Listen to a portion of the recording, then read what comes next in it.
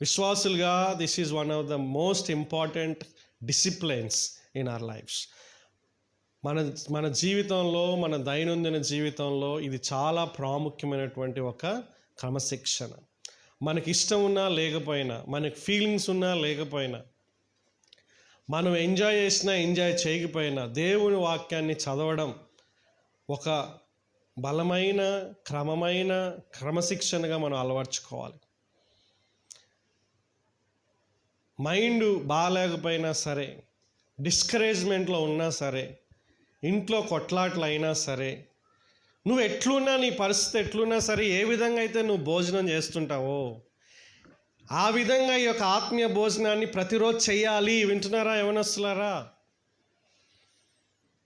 కొన్నిసార్లు మనకి ఏమనిపిస్తుంది అంటే, మన జీవితం బాగలేకపోతే, మనం డిస్కరేజ్మెంట్లో ఉంటే, నిరుత్సాహంలో ఉంటే వాక్యాన్ని చదవాలనిపించదు.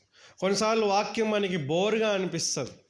నీకు ఎట్లా అనిపించినా సరే బోర్గా అనిపిస్తుందా అంటే అనిపిస్తుంది కొన్నిసార్లు. ఎందుకంటే మనం పాపంతో పోరాడుతున్నాం, రైట్?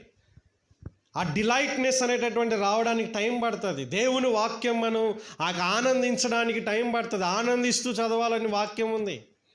యెహోవా ధర్మశాస్త్రమందు ఆనందించుచు దివారాత్రం దాన్ని ధ్యానించువాడు ధన్యుడు. ఆ స్థాయికి చేరాలంటే ఆనందం వచ్చేదాకా, ఎక్స్పీరియన్స్ వచ్చేదాకా, ఆనందం ఉన్నా లేకపోయినా సరే అలవాటు చేసుకోవాలి. ఒక భక్తుడు ఏమని చెప్పాడు తెలుసా అండి? 70 years ఉన్నటువంటి ఒక వ్యక్తి, దేవుని వాక్యం నీకు ఆనందం అంటే ఆనందం చదవడానికి ఆనందం లేకపోయినా సరే, నువ్వు చేయాల్సిన పని ఏంటంటే నువ్వు చదవడం ప్రారంభించాలి, అప్పుడు ఆనందం నీకు వస్తుందని చెప్తున్నాడు. And this is a challenge.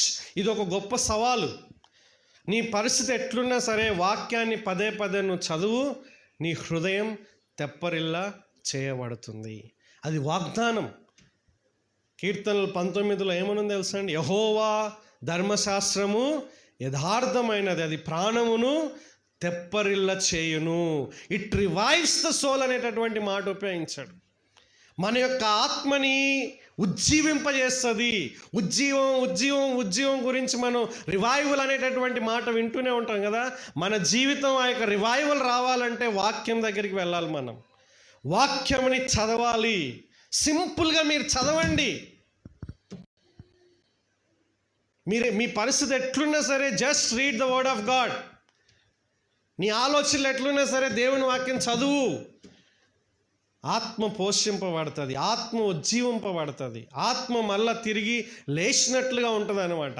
ఇది దేవుని యొక్క వాగ్దానం.